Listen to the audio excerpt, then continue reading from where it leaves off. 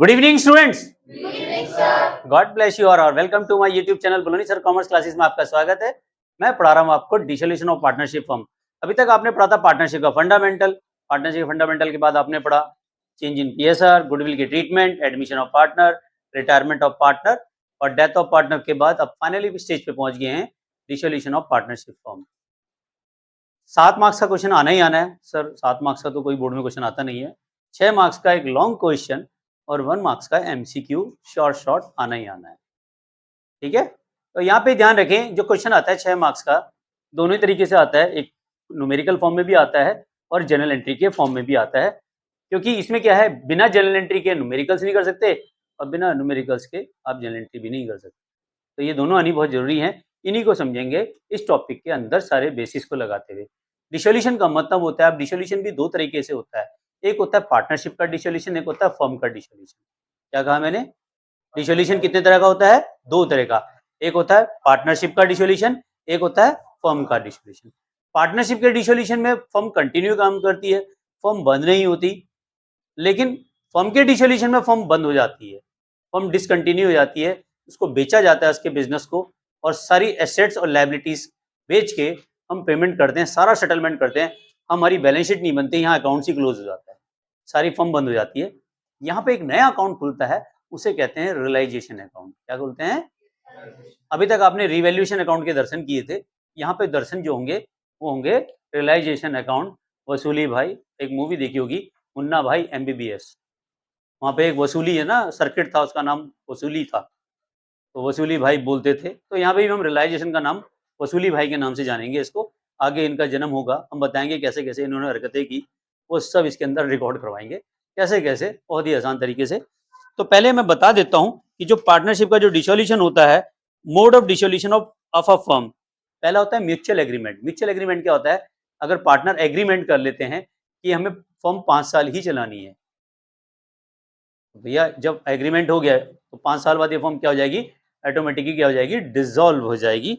ठीक है। Compulsory dissolution, कई बार क्या होता है, कंपल्सरी डिसोल्यूशन हो जाता है, हम बंद नहीं करना चाह रहे हैं, जबरदस्ती हमसे बंद करवाई जा रही है। सर ऐसे कौन से केस होते हैं? हमारा बिजनेस कंटिन्यू लॉस में जा रहा है, हम अपने क्रेडिटर्स का लायबिलिटी का पेमेंट नहीं कर पा रहे हैं, तो ऐसे केसेस में भी फर्म को हम क्या करते हैं? डिसॉल्व कर देते हैं।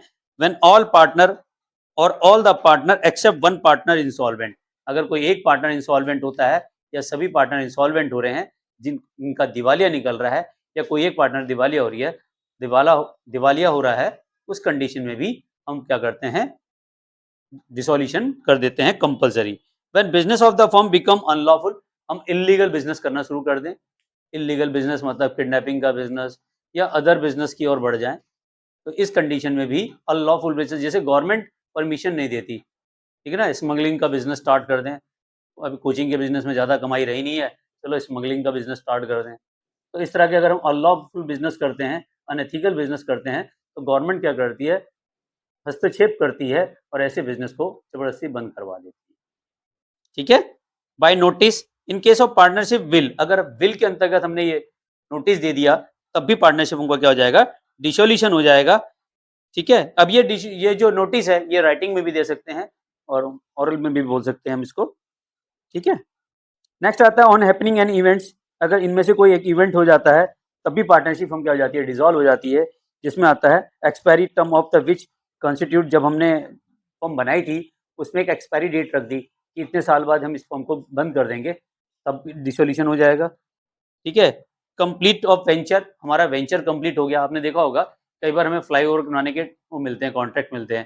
फ्लाईओवर तक हमने पार्टनरशिप की, 2 अलग अलग पार्टनरशिप, हमने एक फर्म को क्या कहते हैं, क्रिएट किया और उन्होंने बिजनेस स्टार्ट किया। जैसे ही वो फ्लाईओवर बन के तैयार हुआ, दोनों अलग हो जाते हैं, यानी कि एक वेंचर कह सकते हैं। जैसे आप उत्तराखंड में एक डैम ले लो, टिहरी डैम बनाया गया था जयप्रकाश एसोसिएट द्वारा और उत्तराखंड गवर्नमेंट, यूपी गवर्नमेंट के द्वारा।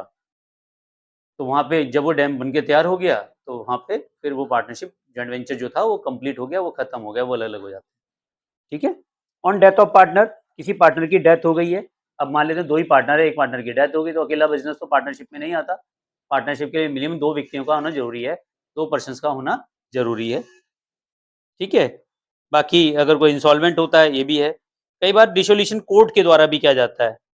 एक डिसोल्यूशन होता है कोर्ट के द्वारा, कोर्ट भी हमें डिसॉल्व करती है जब पार्टनरशिप फॉर्म, कोर्ट ये देखती है आपका जो बिजनेस जो पार्टनर चला रहे हैं उनमें से कोई एक पार्टनर अनसाउंड माइंड का हो जाए। अनसाउंड माइंड जानते हैं? उसका जो दिमागी संतुलन है खराब हो गया, खत्म हो गया, पगला गया। बोलते नहीं आप, पगला गए हो क्या? मतलब उसका दिमाग काम नहीं कर रहा है, पागल हो गया है, मानसिक संतुलन खो दिया उसने, है ना? तो उसे कहते हैं unsound mind. A partner become permanently incapable, एक पार्टनर परमानेंटली इनकैपेबल हो गया, हाथ कट गए, पैर कट गए, जुबान कट गई, कुछ भी ऐसी चीज जिससे वो अपना बिजनेस नहीं चला सकता, इनकैपेबल है, समर्थ नहीं है, व्हील चेयर पे है बेचारा, ठीक है, या कोमा में लेटा हुआ है, अब पता नहीं कब उठेगा। तो ऐसे केसेस में भी बाय कोर्ट के द्वारा वो बिजनेस को बंद कर दिया जाता है। कई बार हम क्या करते हैं, गिल्ट करते हैं या मिसकंडक्ट करते हैं अपने बिजनेस में। कई बार हम ऐसे काम भी करते हैं जो हमारे देश के शत्रु हैं, उनके साथ हम बिजनेस करना शुरू कर दें, तो वो भी गलत है, इल्लीगल है। ऐसे केसेस में भी पार्टनरशिप फर्म को कर दिया जाता है बंद, ठीक है। या कोर्ट डिसोल्यूशन को फर्म को जस्टिफाई कर दे, ये भाई पार्टनरशिप फर्म अब किसी काम की नहीं है, इसे बंद कर दिया जाए। तो अब ऐसे में अकाउंट का सेटलमेंट कैसे किया जाए? इस तरह से में अकाउंट का सेटलमेंट दो तरीके से किया जाता है। एक किया जाता है सेटलमेंट ऑफ अकाउंट्स, दूसरा किया जाता है पेमेंट ऑफ फर्म्स डेब्ट, पर्सनल डेब्ट्स। तो अब इसको समझते हैं कि कैसे करते हैं। अब आप जरा बड़ा सिंपल सा समझे कि अब यहाँ पे हमारी जो पार्टनरशिप के बिजनेस में जो हमारी लायबिलिटी होती है वो अनलिमिटेड होती है। क्या होती है हमारी? अनलिमिटेड लायबिलिटी होती है। तो अनलिमिटेड लायबिलिटी के केसेस में क्या होता है, अगर फर्म की प्रॉपर्टी बेचने के बाद भी हम अपने डेब्ट का पेमेंट नहीं कर पा रहे हैं, तो ऐसे केसेस में हम उनकी पर्सनल प्रॉपर्टी को भी बेच सकते हैं उन डेब्ट को पेमेंट करने के लिए, ठीक है। तो इसमें कौन कौन से अकाउंट्स बनाए जाते हैं, कैसे कैसे किए जाते हैं, मैं वो बताता हूँ आपको। Accounting on dissolution of partnership firm, यहाँ पे आपको 5 अकाउंट बनाने के लिए मिलेंगे। तो 5 अकाउंट में सबसे पहला अकाउंट मिलेगा रियलाइजेशन का अकाउंट, दूसरा मिलेगा आपको पार्टनर्स का लोन अकाउंट, तीसरा मिलेगा पार्टनर्स का कैपिटल अकाउंट और चौथा मिलेगा आपको बैंक अकाउंट या कैश अकाउंट। ध्यान रखें यहाँ पे बैलेंस शीट नहीं बनाते, और पार्टनर्स के जो भी हमने लोन, जो अकाउंट है, फर्म से लोन लिया है या लोन दिया है पार्टनर को, ठीक है ना, ये अकाउंट हमें बनाएंगे। तो अगर मैं बात करूं तो कितने तरह के अकाउंट बताया मैंने? 5। पहला बनाया रियलाइजेशन का अकाउंट, दूसरा अकाउंट बनाया loan by a firm, loan to the firm by a partner या टू अ पार्टनर। अगर किसी पार्टनर ने फर्म को लोन दिया है या फर्म से लोन दिया है तो उसका अकाउंट अलग से सेटल किया जाएगा, ठीक है। तो पहला अकाउंट कौन सा बताया? Realization account. दूसरा बनाया पार्टनर्स के लोन अकाउंट, चाहे उन्होंने फर्म को लोन दिया है या फर्म से लोन लिया है, तो ये दोनों अकाउंट हो गए, 3 अकाउंट हो गए। चौथा अकाउंट बना पार्टनर्स का कैपिटल अकाउंट, और लास्ट अकाउंट बनता है हमारा कैश और बैंक अकाउंट। कैश या ऑब्लिक बैंक, जो भी आपको क्वेश्चन में दिया होगा वो बना लेना। तो यहाँ पे हमारे अकाउंट्स क्या हो जाएंगे? क्लोज हो जाएंगे और पार्टनरशिप फर्म खत्म, ठीक। तो सबसे पहला अकाउंट जो बनता है उसके अकाउंट को कहते हैं हम रियलाइजेशन अकाउंट। इसी को कहते हैं वसूली खाता, इसी को कहेंगे रियलाइजेशन अकाउंट, वसूली भाई, वसूली खाता, ठीक है। तो वसूली भाई क्या करेगा? अब फर्म की सारी एसेट्स को बेचना है, सारी एसेट्स बिक रही है। मान लेते हैं एक का बिजनेस खरीद रहा हूँ, हमारे बीच में मुल्ला जी अपना बिजनेस छोड़ के अब दुबई जा रहे हैं। इनका दुबई में इन्होंने होटल खोले हैं, रिजॉर्ट खोले हैं, लेकिन हरिद्वार की प्रॉपर्टी सेल कर रहे हैं अपनी। तो यहाँ पे ये अपना पूरा बिजनेस बेच रहे हैं, लेकिन इनके साथ इनके एक मित्र थे रैना जी, तो उनके साथ इन्होंने अपनी बिजनेस चलाई थी। अब ये दोनों बिजनेस तो कंटिन्यू नहीं कर पाते, बंद करने की सोच रहे हैं, तो ये सारी एसेट्स बेच रहे हैं अपनी, सारी प्रॉपर्टी बेच रहे हैं। इन्होंने कहा भाई हमें बिजनेस बंद करो और हमें, मेरे को हिस्सा चाहिए मेरा, दुबई में जाके मैं अपने होटल में लगाऊंगा पैसा। कोई बात नहीं, मुल्ला जी दुबई जाना चाह रहे हैं तो जाने दो, रैना जी के साथ कोई और पार्टनरशिप करना नहीं चाह रहा, तो फिलहाल ये करना चाह रहे हैं, बिजनेस को बंद करना चाह रहे हैं। तो इन्होंने एक काम किया, हमारे एक डीएम है हमारे, उन डीएम साहब को पकड़ा इन्होंने। तो चमोली जी हमारे डीएम साहब हैं, इनको वसूली भाई अपॉइंट किया इन्होंने। ये वसूली भाई क्या कर रहे हैं? सारी एसेट्स को ले रहे हैं, सारी एसेट्स को ले रहे हैं, कुछ नहीं छोड़े, यानी कि डस्टबिन तक उठाएंगे वहां से, कुछ नहीं छोड़ेंगे। फर्म की एसेट्स सब बेचेंगे, जो भी प्रॉपर्टी है फर्म में सब बेच डालो, ठीक है। अब सर सब सब हाँ जी सब। अब मैं यहाँ पे एक बात बताऊंगा कि जितनी भी एसेट्स हैं सबको बेचना है, सिवाय 4 को छोड़कर। कितने को कहा मैंने? 4। भाई ये ध्यान रखना है, सब बिकेंगी, सबके लेवल निकलेंगे, लेकिन 4 के नहीं निकलेंगे, इनके अलग लेवल हैं। इनका लेवल अलग है, इनको अलग छोड़ देते हैं। अब वो सर कौन से हैं? यानी कि बैलेंस शीट में सबसे आसान है, दिमाग तो लगाना नहीं ना इसमें ज़्यादा। बैलेंस शीट, कोई सी भी बैलेंस शीट उठा लेना, कोई भी एक क्वेश्चन की उठाओ, बैलेंस शीट उठाओ, उसमें जितनी एसेट्स हैं, कोई सा भी एक क्वेश्चन उठा लो अंदर से, देखो जो भी एसेट दिख रही है आपको सारी, कोई भी एक क्वेश्चन देख लो, अब मैं जो बोलूंगा बस वो ही नहीं आएंगी। मैंने क्या कहा? सारी एसेट्स आएंगी। क्या कहा मैंने? सिवाय 4 को छोड़कर, एक्सेप्ट 4। कौन कौन सी? पहला है कैश अकाउंट। अगर क्वेश्चन में कैश अकाउंट है एसेट साइड में, वो रियलाइजेशन नहीं लेगा। कैश को कोई बेच सकता है? सर 10,000 रुपए कितने में खरीदोगे? 10,000 थोड़े ना बिकेंगे भाई। प्लांट बिक जाएगा, मशीनरी बिक जाएगी, स्टॉक बिक जाएगा, डेप्टर बिक जाएंगे, इन्वेस्टमेंट बिक जाएंगे, डस्टबिन भी बिक जाएगा, है ना, कचरा भी बिक जाएगा, रद्दी भी बिक जाएगी, पर लेकिन कैश थोड़ा ना बिकेगा। कैश तो अपने आप में कैश है। बैंक अकाउंट, कैश अकाउंट और बैंक अकाउंट नहीं बिकेंगे। लोन अगर पार्टनर का है यहाँ पे, वो भी नहीं, ठीक है। और पार्टनर्स का कोई करंट अकाउंट है, वो भी नहीं जाएगा, ठीक है ना। कैश और बैंक एक हो गया। दूसरा मैंने बताया लोन, अगर किसी पार्टनर का लोन, भैया अगर पार्टनर से लोन लिया है हमने तो हमारी लायबिलिटी है, और पार्टनर को लोन दिया है तो हमारी एसेट्स है, ठीक है ना। समझ में आया भाई? हाँ, दोनों ही नहीं आएंगे, वो लायबिलिटी वाला पार्ट है ना। मैं तो एसेट्स वाले पार्ट की बात कर रहा हूँ। इस टाइम वसूली भाई कहाँ पे पहुंच गया? एसेट्स में। पहले एसेट्स को बेचेगा ना, तभी तो लायबिलिटी का पेमेंट करेगा। तो सबसे पहले आपको क्या ध्यान रखना है? सारी चीजें बेचनी है, सिवाय कितनों को? 4। क्वेश्चन में बस ये पकड़ लेना, रट लेना। कैश और बैंक एक हो गया। दूसरा पार्टनर्स का लोन हो गया, ठीक है। तीसरा पार्टनर्स का करंट अकाउंट अगर एसेट साइड में है, उनको छोड़ दो। और लास्ट है फिक्टिशियस एसेट्स। जैसे अगर आपका प्रॉफिट एंड लॉस का डेबिट बैलेंस दिया होगा, यहाँ पे एसेट साइड में कई बार बैलेंस लिखा होता है, या एडवर्टाइजमेंट सस्पेंस अकाउंट लिखा होता है ना एसेट साइड में, बस उनको छोड़कर सारी एसेट्स बेचनी है। तो इसमें जनरल एंट्री क्या पास करेंगे? लिखो फटाफट, ठीक है। तो जनरल एंट्री क्या होगी? लिखो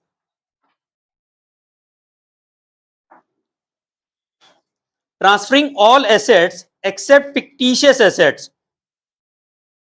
loan to a partner, cash and bank, ठीक है। Transferring all asset except fictitious assets, fictitious assets FICTIOUS। Fictitious assets होती हैं काल्पनिक संपत्तियां, यानी कि जो कंपनी के हैवी लॉसेस होते हैं, फर्म के हैवी लॉसेस होते हैं, वो नहीं बिकते। कोई लॉस खरीदेगा? तो पावला पंडित ही होगा जो लॉस खरीदेगा, है ना। जी मुझे 3 लाख का घाटा है मेरी एसेट्स में, बैलेंस शीट में फिक्टिशियस एसेट से लोगे तो कौन लेगा घाटा? कोई नहीं लेता, ठीक है ना। तो फिक्टिशियस एसेट्स नहीं बिकेगी। कैश और बैंक ऑलरेडी लिक्विड है, वो नहीं जाएंगे। पार्टनर्स का करंट अकाउंट लिखो, डेबिट बैलेंस, ठीक है। पार्टनर्स का करंट अकाउंट, और क्या बताया था मैंने?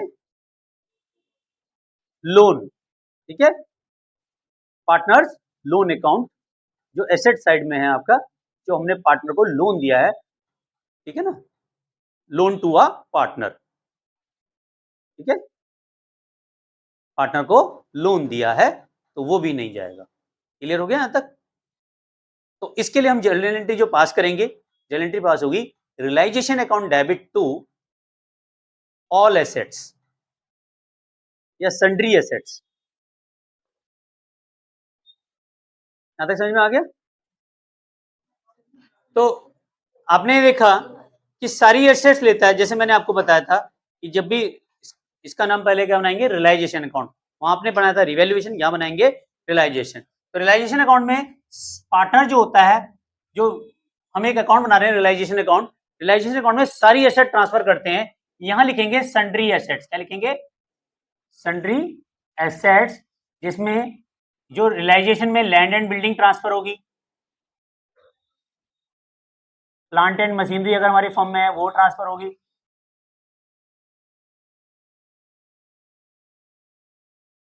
ठीक है। फर्नीचर ट्रांसफर होगा, स्टॉक ट्रांसफर होगा, डेप्टर्स ट्रांसफर होगा। यहां ध्यान रखें, डेप्टर्स के लिए एक केस है, अगर कोई एसेट्स है उसके अगेंस्ट कोई प्रोविजन है तो वो भी ट्रांसफर हो जाएंगे, पर वो ट्रांसफर होंगे हमारे क्रेडिट साइड में। अगर इसमें प्रोविजन दिया है तो प्रोविजन यहां हो जाएगा प्रोविजन फॉर बैड डेब्ट्स। ठीक है, ऐसी एक और एसेट्स होती है जिसका नाम आपने सुना होगा इन्वेस्टमेंट। ठीक है, इन्वेस्टमेंट के अगेंस्ट भी एक रिजर्व होता है IFR, इन्वेस्टमेंट फ्लक्चुएशन रिजर्व। अगर क्वेश्चन में सिर्फ इन्वेस्टमेंट फ्लक्चुएशन रिजर्व है तब ध्यान रखना है वो रियलाइजेशन में नहीं आएगा। लेकिन अगर इन्वेस्टमेंट है और इन्वेस्टमेंट फ्लक्चुएशन रिजर्व भी है तो फिर ये दोनों आएंगे, एक डेबिट साइड में जाएगा और एक क्या जाएगा, क्रेडिट साइड में। मैंने आपको बताया था सारी एसेट ट्रांसफर करेंगे तो जनरल एंट्री क्या पास होगी, realization account debit to sundry assets. ठीक है, अब देखो एंट्री बनी ना, realization debit to sundry assets, सारी एसेट्स आ गई। लेकिन मैंने आपको कहा एक्सेप्ट फॉर, क्या कहा मैंने, एक्सेप्ट ये चार, कौन कौन सी नहीं आती। एक तो बताया मैंने cash in hand oblique cash at bank, दूसरा बताया मैंने debit balance profit and loss, advertisement expenses ये भी आता है इसी में ही। ठीक है, तीसरा जो मैंने बताया आपको पार्टनर्स लोन, जो एसेट साइड में है वो नहीं आएगा। फोर्थ पार्टनर का current account, partners current account या कैपिटल अकाउंट अगर दिया है तो ये नहीं आएगा। बाकी जितना भी है एज इट इज बिना दिमाग लगाए इस साइड उतार देना। ठीक है, ध्यान रहेगा। तो सबसे पहले तो हमें एसेट ट्रांसफर करनी है, दूसरे नंबर पे हमें लायबिलिटी ट्रांसफर करनी है। ठीक है, ट्रांसफर यहां लिखेंगे पहले, ट्रांसफर ऑल एसेट्स, और यहां लिखेंगे ट्रांसफर ऑल लायबिलिटी। अच्छा एक चीज और ध्यान देंगे, इस क्वेश्चन में कई बार क्वेश्चन में गुडविल दिया होगा तो आप गुडविल को भी ट्रांसफर कर देना। ठीक है, कोई भी इंटेंजिबल दिया है, कॉपीराइट पेटेंट जो भी दिया है सब ट्रांसफर होंगे। अब गुडविल का यहाँ पे कोई ट्रीटमेंट नहीं है, जैसे आपने एडमिशन में गुडविल का ट्रीटमेंट पढ़ा, आपने रिटायरमेंट में गुडविल का ट्रीटमेंट पढ़ा, डेथ ऑफ पार्टनर में गुडविल का ट्रीटमेंट पढ़ा, डिसोल्यूशन में कोई ट्रीटमेंट नहीं है इसका। गुडविल एक एसेट्स है, अगर पैसा आ रहा है तो अच्छी बात है, नहीं आ रहा तो उसकी वैल्यू जीरो। गुडविल बेच के अगर पैसा मिल रहा है तो अच्छी बात है, बेचेंगे तो यहाँ मिलेगा ना, यहाँ तो एसेट्स में आ गई। अब ये वसूली भाई इनको बेचेगा तो वहां ले जाएगा क्रेडिट साइड में, वो तो बाद में सिखाऊंगा। फिलहाल आपको कह रहा हूँ ट्रांसफर ऑल लायबिलिटी, सारी लायबिलिटी ट्रांसफर करनी है। ठीक है, करनी है ना, नहीं करनी, जितनी भी वैसे लायबिलिटी साइड में देखोगे तो बहुत कम लायबिलिटी मिलेगी तुम्हें, बट जितनी भी लायबिलिटीज है बिना दिमाग लगाए आप क्या करोगे, सारी की सारी रियलाइजेशन अकाउंट में ट्रांसफर करेंगे, एक्सेप्ट पार्टनर्स के कैपिटल अकाउंट, पार्टनर्स के करंट अकाउंट और पार्टनर्स के रिजर्व एंड सरप्लस। क्या कहा मैंने, ट्रांसफर ऑल लायबिलिटीज एक्सेप्ट किस किस को, पहला पार्टनर्स का कैपिटल अकाउंट नहीं करोगे, ये ध्यान रखना, कैपिटल और करंट अकाउंट। दूसरा पार्टनर्स का loan account, partner loan account. ठीक है, तीसरा रिजर्व एंड सरप्लस, हम इसको ट्रांसफर नहीं करेंगे। और इसके लिए जो जनरल एंट्री पास करेंगे इसके जस्ट अपोजिट वाली क्या करेंगे बताओ, sundry liability account debit to क्या करेंगे, रियलाइजेशन अकाउंट, याद रहेंगी अब। ठीक है, अब लायबिलिटी में तुम देखोगे क्या क्या आता है, एक तो आपने नाम सुना होगा क्रेडिटर्स का, bank loan, outstanding expenses, bank overdraft,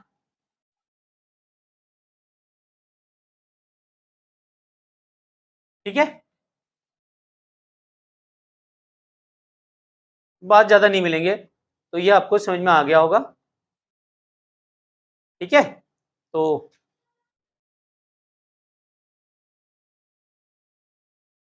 तो इतना आपने और समझ लिया।